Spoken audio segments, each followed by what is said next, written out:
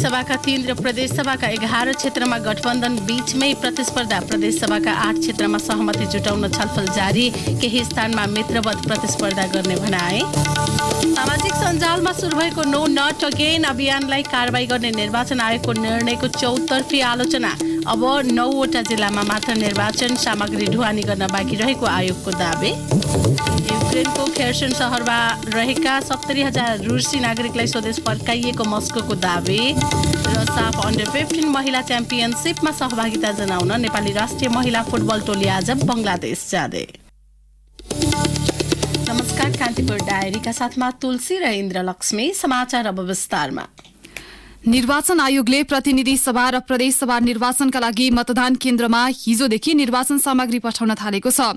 निर्वाचन मिति मक्सिर 4 आउन 3 साता बाँकी छँदा आयोगले निर्वाचन क्षेत्रमा सामग्री पठाएको हो। ती सामग्री जिल्ला निर्वाचन कार्यालयले निर्वाचन अधिकृतलाई पठाउनेछ। निर्वाचन अधिकृतले मतदान अधिकृतलाई सामान दिएर मतदान स्थलमा पठाउनेछ। प्रतिनिधि सभा, प्रदेश सभा र समानुपातिको मतपत्र भने कार्तिक 27 सम्म पुग्नेछ। मक्सिर 1 सम्म मतदान अधिकृतलाई सामग्री हस्तान्तरण गरी सम्बन्धित क्षेत्रमा पुर्याइनेछ। आयोगले मतदान केन्द्रमा आवश्यक पर्ने मतपेटिका, छेकाबारा, स्वस्तिक, छाप लगायत 58 प्रकारका सामग्री पठाएको हो। जिल्ला निर्वाचन कार्यालयले 15 प्रकारका सामान जिल्ला तहमै खरिद गर्नुपर्ने हुन्छ। आयोगले हिजो मात्रै 21 कन्टेनर सामान जिल्ला पठाएको छ। हरेक सवारीको भेहिकल ट्र्याक सिस्टमबाट निगरानी गरेर कर्मचारी समेत खटाइएको आयोगले जनाएको छ। आयोगबाट सामान लिएर गएका सवारीको सुरक्षा प्रत्येक जिल्लाका सुरक्षाकर्मीले गरिरहेका हुन्छन्। आयोग प्रवक्ता शालिग्राम पौडेलका अनुसार सुदूरपश्चिम र कर्णालीमा आवश्यक पर्ने प्रत्यक्षतर्फका मतपत्र र मतदान गर्ने टेबलमा ओछ्याउने रबर म्याट बाहेक सबै सामग्री पठाइसकिएको छ। कतिपय मतदान स्थल पुग्न 1 सातासम्म हिँड्नुपर्ने उहाँले जानकारी दिनुभयो। उहाँले भन्नुभयो, प्रदेश 1 का केही जिल्लामा पनि सामग्री पठाइएको छ। आयोगका अनुसार मतपेटिकामा टाँसिने स्टिकर, रबर म्याट र केही मतपेटिका मात्रै आउन बाँकी छ। आयोगले खरिद गरेको सामान आयोग परिसरमै रुजु गरेर हरेक जिल्लामा पठाइएको हो। सामान प्याकिङ र रुजु गर्न निजामती कर्मचारी बाहेक सेनालाई पनि आयोग परिसरमा परिचालन गरिएको छ। यस्तै आयोगका अनुसार दुवै सभाको समानुपातिक तर्फको 4 करोड मतपत्र छापेर 8 जिल्ला बाहेक अन्यत्र ढुवानी भइसकेको छ। प्रवक्ता पौडेलले भन्नुभयो, सवारी अवरुद्ध भएको जिल्लामा मात्रै समानुपातिकको मतपत्र ढुवानी हुन बाँकी छ। यी जिल्लामा प्रत्यक्षको मतपत्र सँगै पठाउँछौं। प्रतिनिधि सभा र प्रदेश सभाको प्रत्यक्षतर्फको मतपत्र छपाई भइसकेको उहाँले जानकारी दिनुभयो। दुवै सभाका लागि आवश्यक 4 करोड मतपत्र बाहेक 2 करोड छपाई भइसकेको आयोगले जनाएको छ। 20 गतेभित्र प्रत्यक्षको मतपत्र पनि छपाई भइसक्ने उहाँले जानकारी दिनुभयो। प्रत्यक्षतर्फको मतपत्र पनि सोमबारदेखि ढुवानी सुरु हुने आयोगले जनाएको छ। कर्णाली र सुदूरपश्चिममा पहिलो चरणमा पठाउने आयोगको तयारी छ। प्रतिनिधि सभाका 165 वटै निर्वाचन क्षेत्र भागबण्डा गरे पनि दुवै पक्षको उम्मेदवारी परेपछि 3 क्षेत्रमा गठबन्धन बीचमै प्रतिस्पर्धा हुने भएको छ। गठबन्धनका शीर्ष नेताहरूले केन्द्रबाट भएको भागबण्डा अनुसार अर्को पक्षलाई उम्मेदवारी फिर्ता लिन निर्देशन दिएका थिए, तर दुवै पक्षले फिर्ता नलिएपछि 3 क्षेत्रमा प्रतिस्पर्धा हुन लागेको हो। गठबन्धनका शीर्ष नेताहरूले हिजो एक विज्ञप्ति मार्फत साझा उम्मेदवारहरूको सूची सार्वजनिक गर्दै प्रतिनिधि सभाका 3 स्थानमा प्रतिस्पर्धा हुने जनाएका छन्। काठमाडौँ 10 मा कांग्रेसका राजेन्द्र केसी र माओवादीकी अञ्जना विसंखे बीच प्रतिस्पर्धा हुनेछ। शीर्ष नेताबीच गठबन्धनमा भागबण्डा हुँदा यो क्षेत्र कांग्रेसको भागमा परेको थियो। 2074 को निर्वाचनमा यो क्षेत्रमा केसीले नै जितेका थिए। धनुषा 2 मा कांग्रेसका रामकृष्ण यादव र एकीकृत समाजवादीका रामचन्द्र झा उम्मेद्वार छन्। 2074 को निर्वाचनमा यो क्षेत्र तत्कालीन संघीय समाजवादीले जितेको थियो। सर्लाही 2 मा लोसपाका राजेन्द्र महतो र माओवादीका महेन्द्र राय यादव बीच प्रतिस्पर्धा हुने भएको हो। यादवलाई सत्ता गठबन्धनको समर्थन छ। 2074 को निर्वाचनमा यो क्षेत्रमा यादवले नै जितेका थिए। यस्तै प्रदेश सभाका 330 मध्ये 11 क्षेत्रमा गठबन्धन दलहरूबीच प्रतिस्पर्धा हुने भएको छ। काठमाडौँ 3 को 2 मा कांग्रेस र माओवादी, काठमाडौँ 5 को 2 मा कांग्रेस र एकीकृत समाजवादी, काठमाडौँ 6 को 2 मा, काठमाडौँ 10 1 मा कांग्रेस र माओवादी बीच प्रतिस्पर्धा हुने गठबन्धनको विज्ञप्तिमा उल्लेख छ। यसबाहेक सर्लाहीको 1 को क्षेत्र नम्बर 1 मा माओवादी र लोसपाको 12 1 को 2 मा र कांग्रेस र एकीकृत समाजवादीको पर्सा 3 को 2 मा, कांग्रेस र एकीकृत समाजवादीको बाँके 2 को 1 मा र कांग्रेस र एकीकृत समाजवादी बाँके 2 को 2 मा पनि कांग्रेस र माओवादीले प्रतिस्पर्धा गर्ने भएका छन्। माओवादी सहितले त्यहाँ आफ्नो प्रभाव र पकड रहेको बताउँदै आएका छन्। कञ्चनपुर 2 को 2 मा कांग्रेस र एकीकृत समाजवादी, कञ्चनपुर 3 को 1 मा माओवादी र एकीकृत समाजवादी बीच प्रतिस्पर्धा हुने भएको छ। यस्तै प्रदेशसभाका अन्य 8 क्षेत्रमा सहमतिका लागि छलफल जारी रहेको विज्ञप्तिमा उल्लेख छ। केही स्थानमा भने मित्रवत प्रतिस्पर्धा गर्ने गरी सहमति गरिने विज्ञप्तिमा जनाइएको छ।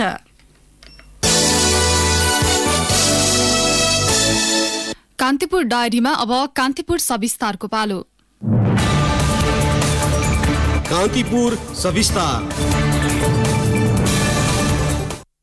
केही समय यता सामाजिक सञ्जालमा नो नट अगेन नामक अभियान तीव्र बनेको छ। आसन्न प्रतिनिधि सभा र प्रदेशसभा निर्वाचनमा उम्मेद्वारी दर्ता हुनुभन्दा अघिदेखि नै शुरू भएको सो अभियान पछिल्ला दिनमा थप तीव्र बनेको हो। सो अभियान अन्तर्गत प्रमुख दलका शीर्ष नेताहरूको फोटो राखेर भोट नदिन आह्वान भएसँगै कतिपय दल र उम्मेद्वारहरूले आफूहरूको मान मर्दन भएको भन्दै आयोगको ध्यानाकर्षण गराए। दलको ध्यानाकर्षण लगत्तै निर्वाचन आयोगले गत मंगलबार विज्ञप्ति सार्वजनिक गर्दै सो अभियान बन्द गर्न उर्दी जारी गरेपछि सामाजिक सञ्जालमा आयोगको धेरैले विरोध जनाएका छन्। आगामी चुनावमा उम्मेद्वार बनेका नेताले विगतका कार्यकालमा जनताको हितमा काम नगरेकाले उनीहरूलाई नदोहोर्याई नयाँ उम्मेद्वारलाई मौका दिनुपर्ने आशयको अभिव्यक्ति सामाजिक सञ्जालमा ट्रेन्डिङमा छ। शुक्रबार अपराह्नसम्ममा मात्र ह्याशट्याग सहित नो नट अगेन उल्लेख गरिएको अभिव्यक्ति ट्विटरमा करिब 1300 वटा ट्वीट भएका छन्। फेसबुकमा करिब 15 लाख जना सो ह्याशट्यागसँग जोडिएका छन्। नेताहरूको फोटो सहित उनीहरूले विगतमा गरेका अनियमिततालाई आधार बनाई थुप्रै सामग्री सामाजिक सञ्जालमा शेयर गरि छन्। उदाहरणका लागि पूर्व अर्थमन्त्रीहरूको फोटो क्रमबद्ध राखिएर सामग्री मुनि लेखिएको छ, देशको अर्थनीति कस्तो हुनुपर्छ भन्ने सामान्य ज्ञान समेत नभएको तपाईहरू मन्त्री बनेपछि देशको ऋण झनझन बढिरह्यो। तपाईहरूले देशको ढुकुटी रिताएर आफ्नै भकारी मात्र भर्नुभयो। देश अनुदानमा होइन आफ्नै उत्पादन र आफ्नो पुँजीमा चल्नुपर्छ। मंसिर 4 कि वार कि पार। यस्तै अभिव्यक्ति र टिक्का टिप्पणीले चुनावी प्रचारका लागि राम्रै मसला बनाएको छ। प्रमुख दलका नेताहरूले भने सामाजिक सञ्जालमा देखिएको यो अभिव्यक्तिलाई ठिक मानेका छैनन्। उम्मेद्वारहरू चुनावी नारा लिएर जनताको घर दैलोमा पुगिरहेका बेला यसरी सामाजिक सञ्जालमा विरोध गर्नुको औचित्य नभएको कांग्रेस नेत्री दिला संग्रौला बताउँछिन्। यसले चाहिँ जनताको चाहिँ जनप्रतिनिधि छान्ने चाहिँ मौलिक अधिकारलाई चाहिँ कुण्ठित गरिरहेछ कि बल्ल बल्ल 5 वर्षमा नेपाली जनताले आफ्नो मतको प्रयोग गर्न पाउँदैछन्। यसलाई त हामीले एउटा राष्ट्रिय उत्सवको रूपमा प्रयोग गरेर जनतालाई चाहिँ मत दिनुपर्छ जानुपर्छ भन्ने कुरालाई हामीले सामाजिक सञ्जाल मार्फत आम जनतामा पुर्याउने हो।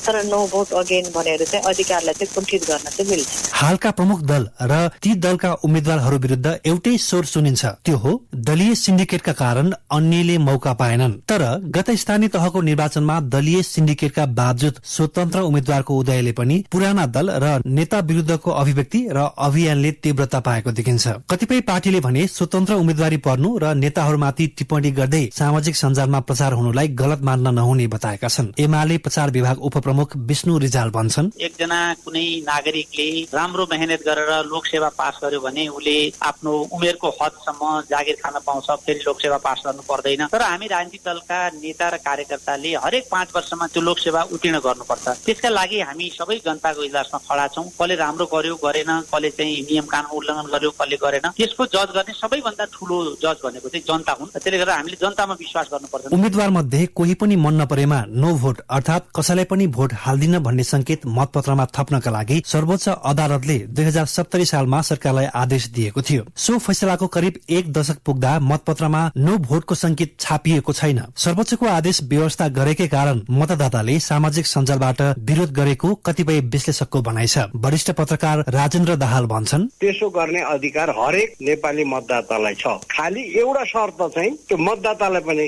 लागू हुन्छ, त्यो के भने आफ्नो परिचय सहित कसैलाई नो भन्न पाउनुपर्छ। उसले भन्नुपर्छ आफू लुकेर अनि अर्कोलाई चाहिँ अर्को पार्टीलाई अर्को नेतृत्वलाई अथवा कोही उम्मेद्वार विशेषको मा हिलो छ्याप्ने, उसको बारेमा चाहिँ तथानाम कुराहरू राख्ने, तर आफू चाहिँ दृश्यमा आउन नसक्ने, आफ्नो पहिचान खुलाउन नसक्ने, त्यो छद्मवेश चाहिँ फेरि ग्राह्य हुँदैन लोकतन्त्रमा। नो नट अगेन अभियानले उम्मेद्वार प्रति अमर्यादित टीका टिप्पणी गर्दै आएको भन्दै निर्वाचन आयोगले त्यस विरुद्ध कठोर बन्ने संकेत गरिसकेको छ। अभिव्यक्ति स्वतन्त्रता प्रयोग गर्दा अनुसार निर्वाचन आचार संहितामा समेत ध्यान दिनुपर्ने उसको भनाइ छ। आयोगका सहप्रवक्ता सूर्य प्रसाद अर्याल भन्छन्, यो आचार संहिता लागू भइसकेको अवस्था हो। अब अहिलेको देशकै सबभन्दा ठुलो जिम्मेवारी भनेको निर्वाचनलाई स्वच्छ, स्वतन्त्र, विश्वसनीय भइरही र मितव्ययी तरिकाले निर्वाचन सम्पन्न गर्छ। राष्ट्रको एकहोरो ध्यान भनेको यही कुरा हो। यदि यससँग सम्बन्धित कुराहरू निर्वाचनको वातावरणमा अलिकति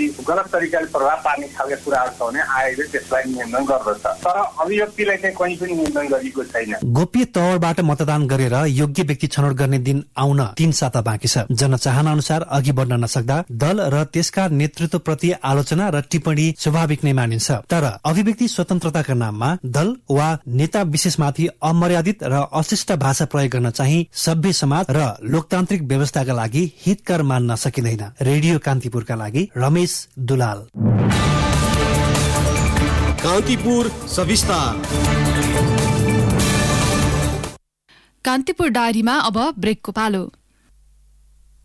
ब्रेकपछि अब बाँकी प्रसंग। नेकपा एमालेका अध्यक्ष केपी शर्मा ओलीले राप्रपासँगको चुनावी तालमेल राष्ट्रिय हितका लागि भएको दावी गर्नुभएको छ। झापा निर्वाचन क्षेत्र नम्बर 3 मा एमाले र राप्रपाका कार्यकर्ताहरूको संयुक्त भेलालाई सम्बोधन गर्दै अध्यक्ष ओलीले राप्रपासँग मिल्न सक्ने ठाउँमा तालमेल भएको बताउनुभयो। आगामी मंसिर 4 गते हुने निर्वाचनका लागि राप्रपाका उम्मेद्वारको पक्षमा पनि मत माग्नु भएको थियो।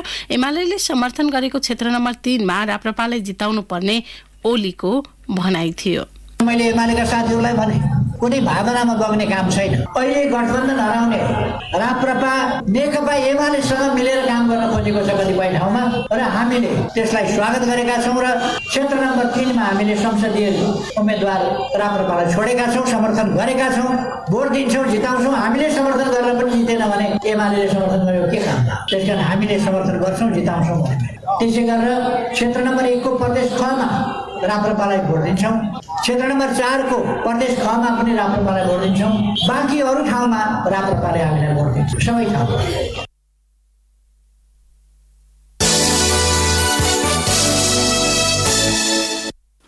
महाकाली नदी पारी भारतले तावाघाट लिपुलेक सड़क चौडा गर्ने क्रममा विस्फोट गराउँदा उछिटिएको ढुङ्गा लागेर दार्चुलाको ब्यास गाउँपालिका 2 दुम्लिङका 9 वर्षीय बालकको मृत्यु भएको छ। अन्तर्राष्ट्रिय सीमा क्षेत्रमा भारतले बिना सूचना विस्फोट गराउँदा हिक्मत महराका छोरा पवनको हिजो ज्यान गएको हो। उनी दुम्लिङ स्थित सर्वहित आधारभूत विद्यालयमा कक्षा 3 मा अध्ययनरत थिए। ढुङ्गा लागेर हिक्मतकी 14 वर्षीय छोरी सरिना घाइते भएकी छन्। खुट्टामा चोट लागेकी उनको जिल्ला अस्पताल खलङ्गामा उपचार भइरहेको छ। ब्यास 2 का वडा अध्यक्ष धीरेन सिंह बुढा थोकीले बिहान 9:30 बजेतिर तम्बाकु नजिक थीबाट फर्कने क्रममा पारीबाट आएको ढुङ्गा लागेर पवनको ज्यान गएको बताए। उनका अनुसार भारतीय पक्षले जानकारी नदिई विस्फोट गराएकाले सो घटना भएको हो। टाउकोमा गम्भीर चोट लागेका पवनको घटनास्थलमा मृत्यु भएको जिल्ला प्रहरी कार्यालय दार्चुलाका प्रहरी नायब उपरीक्षक डीएसपी तर्कराज पाण्डेले बताउनुभयो।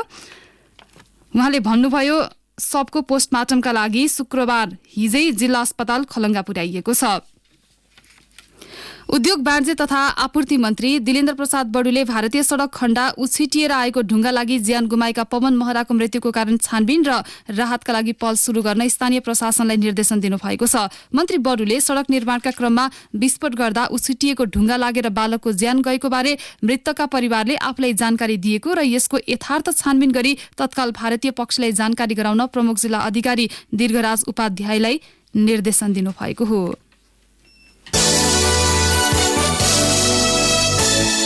रोजगारीका लागि भारतमाथिको निर्भरताबाट सुदूरपश्चिमका आप्रवासी कामदारले पाएको सम्भवतः सबैभन्दा ठूलो प्रताडना हो स्थानीय स्तरमा बम्बई रोग भनेर चिनिने एचआईभी संक्रमण र परिवारमा त्यसको विस्तार। कुनै समय थियो संक्रमित पहिचान गर्न, उनीहरूलाई उपचार गर्न र थप फैलिन नदिन जनचेतना जगाउने काममा सरकारी र गैर सरकारी संस्था दिनरात खट्थे।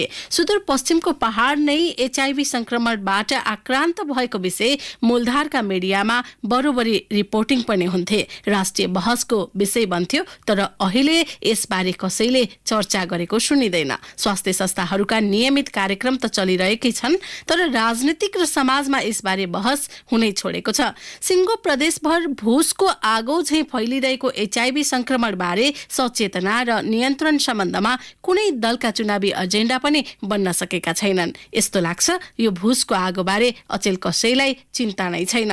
यस्तो अवस्था देख्दा अछामको कमल बजार नगरपालिका 5 मानसिंह गाउँकी 44 वर्षीय चन्द्रकला उपाध्याय अचम्मित छिन्। उनी भन्छन् अहिले पनि समाजमा संक्रमण सकिएको छैन, भित्रभित्रै सल्किएको हुन सक्छ, तर अचेल कसैले यसलाई वास्तै गर्दैनन्। भारतमा काम गर्न आउजाउ गरिरहने उनका श्रीमान अन्तिम पटक सिकस्त बिरामी परेर घर आइपुगेका थिए। उपाध्यायले अस्पताल लगिन्। एचआईभी संक्रमण देखियो, त्यसकै कारण केही समयपछि उनको मृत्यु भयो। परीक्षण गर्दा उपाध्यायमा पनि संक्रमण देखियो। छोरो सानै रहेको र त्यस समस्याले गाउँमा आफूलाई निकै नै दुर्व्यवहार भएको उनले बताएकी छिन्। यस्ता समस्यामा सबैले सोच विचार गरेर सबैले काम गर्नुपर्ने उनी बताउँछिन्। उनको जस्तै विचार त्यहाँका अधिकांश गाउँलेको रहेको छ।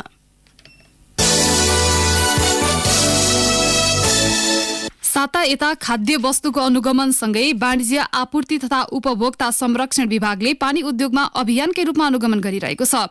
उपत्यकामा 1 लिटर बोतल पानीको अधिकतम खुद्रा मूल्य 16 र 20 लिटर जारको पानीको 47 रुपैयाँ भन्दा बढी मूल्य लिन नपाउने सूचना प्रकाशन गरेको विभागले अनुगमनका क्रममा 1 जारको 70 रुपैयाँसम्म असुलिरहेको भेटाएको छ।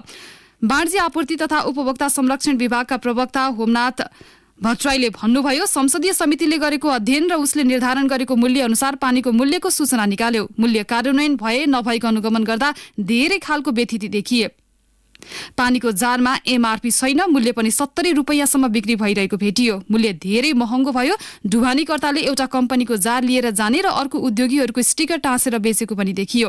विभागले प्रकाशन गरेको सूचनामा अधिकतम मूल्यभन्दा बढी रकममा बिक्री गरेको पाइए उपभोक्ता हित संरक्षण ऐन 2075 तथा नियमावली 2076 बमोजिम सम्बन्धित विक्रेतालाई हदैसम्मको कारबाही गरिने उल्लेख छ। तर अनुगमनका क्रममा कैफियत भेटिँदा कारबाही गर्नबाट पछि हटेको छ। कान्तिपुर डायरीमा पुनः ब्रेकको पालो। ब्रेकपछि अब आर्थिक प्रसंग। भारत, चीन र भुटानको त्रिदेशीय बिन्दु दोकलाममा तनाव बढेपछि नाथुला नाकाबाट चीनसँग हुँदै आएको व्यापार 5 वर्ष यता ठप्प छ। करिब 12 वर्ष अघिदेखि नाथुला मार्ग प्रयोग गरी भारतले चीनसँग निरन्तर व्यापार गर्दै आएको थियो। तर सन् 2017 को जुलाईमा दोकलाममा भारत र चीन बीच तनाव भएपछि व्यापार प्रभावित बनेको हो। भुटानी सेनाले दोकलाम क्षेत्रमा सडक निर्माण गर्न लाग्दा चीनिया सेनाले रोकेपछि तनाव बढेको थियो। घटना लगतै चीन र भारतले सिक्किम, भुटान, तिब्बतको सीमा जोडिएको क्षेत्रमा आफ्ना सैन्य तैनात गरेका थिए। करिब 2.5 महिना लामो तनावपछि दुवै देशले सेना फिर्ता बोलाउने सहमति त गरे, तर लामो समयदेखि जारी भारत चीन व्यापारले अझै निरन्तरता पाउन सकेको छैन। चीनले सुरुमा पहिरोको कारण देखाए पनि भारतसँगको कूटनीतिक विवादकै कारण व्यापार प्रभावित भएको सहजै अनुमान गर्न सकिन्थ्यो। नाथुला नाकाका एक जानकार भन्छन्, दोकलाम प्रकरण र त्यसपछि चिसिएको भारत चीन सम्बन्धकै कारण व्यापार ठप्प बनेको हो। यसका कारण नेपाल तर्फको भूभागमा पनि निकै नै समस्या परेको बताइन्छ। सिक्किमका मुख्यमन्त्री पीएस गोलेका संचार सचिव विकास बस्नेतले चीन भारत तनाव सकिए लगतै कोरोना महामारी सुरु भएकाले व्यापार सञ्चालन हुन नपाएको दावी गर्नुभयो। नाथुला मार्गबाट हुने व्यापारको मुख्य सरोकार केन्द्र सरकारलाई हुन्छ। राज्य सरकारले चाहेर पनि केही गर्न सकिँदैन। नाथुला व्यापारका सहजीकरण गर्ने केन्द्र सरकार मातहतको निकाय इन्डस्ट्रिज एन्ड कमर्स डिपार्टमेन्ट सिक्किमका अनुसार यो नाकाबाट ऊन, बाख्रा र भेडाको छाला, याकको पुच्छर, भेडा, बाख्रा लगायतका 2 दर्जन भन्दा बढी चिनिया माल वस्तुहरू आयात हुन्थ्यो। कृषि उपकरण, तामाका भाँडाकुँडा, कपडा, कफी, चिया, जौ, चामल, पिठो लगायत 3 दर्जन भन्दा बढी माल वस्तु भारतले निर्यात गर्दै आएको थियो।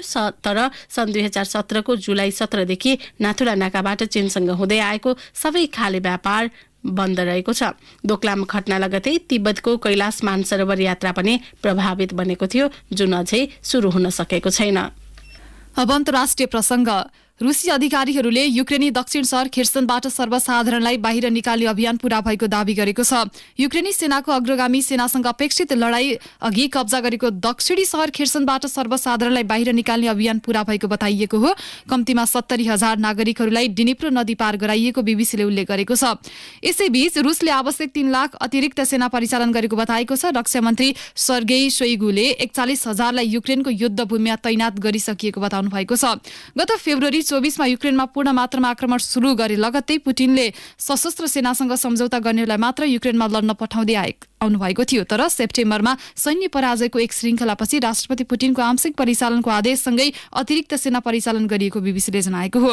यता युक्रेनी राष्ट्रपति भ्लोदिमिर जेलेन्स्कीले परिचालित सेना कमजोर रहेको दावी गर्नुभएको छ। राष्ट्रपति जेलेन्स्कीले सम्पूर्ण स्वास्थ्य सेवा प्रणाली र अन्य महत्त्वपूर्ण पूर्वाधारहरू भत्काएर रुसले खेर्सन क्षेत्रलाई सभ्यताविहीन क्षेत्र बनाउन खोजेको आरोप पनि लगाउनुभयो। युक्रेनको दक्षिणी खेर्सन क्षेत्र गत महिना रुसी राष्ट्रपति पुटिनले विलय भएको घोषणा गरेको युक्रेनको 4 क्षेत्र मध्ये एक हो। रुसको आक्रमण सुरु भएको केही समयपछि खेर्सन शहर कब्जा गरिएको थियो। तर हालैका हप्ताहरूमा युक्रेनी सेनाले डिनिप्रोको पश्चिम वा दाहिने किनारमा रहेको इलाकाहरूलाई निरन्तर रूपमा कब्जा गरेपछि दुई देशबीचको युद्ध थप चर्किएको बीबीसीले जनाएको छ। अब खेल समाचार। साफ अन्डर 15 महिला च्याम्पियनसिपमा सहभागिता जनाउन नेपाली राष्ट्रिय महिला फुटबल टोली आज बंगलादेश प्रस्थान गर्दैछ। भोलिबाट शुरू हुने प्रतियोगितामा नेपाली टोली दिपा रोकायाको कप्तानीमा मैदान उत्रनेछ। नेपालले पहिलो खेल कार्तिक 17मा भुटान विरुद्ध खेल्नेछ। यस्तै दोस्रो खेल कार्तिक 19मा बंगलादेशसँग खेल्दा कार्तिक 23मा पुनः भुटानसँग प्रतिस्पर्धा गर्नेछ। नेपालले अन्तिम खेल कार्तिक 25मा फेरि बंगलादेशसँग खेल्ने तालिका छ। च्याम्पियनसिपमा नेपालसँग आयोजक बंगलादेश र भुटान गरी 3 राष्ट्रले भाग लिएका छन्। डबल राउन्ड रोबिन लिगका आधारमा हुने प्रतियोगिताको शीर्ष टोलीले उपाधि जित्नेछ। अखिल नेपाल फुटबल संगठनले हिजो एक कार्यक्रमका बीच टोलीको विदाई गरेको थियो।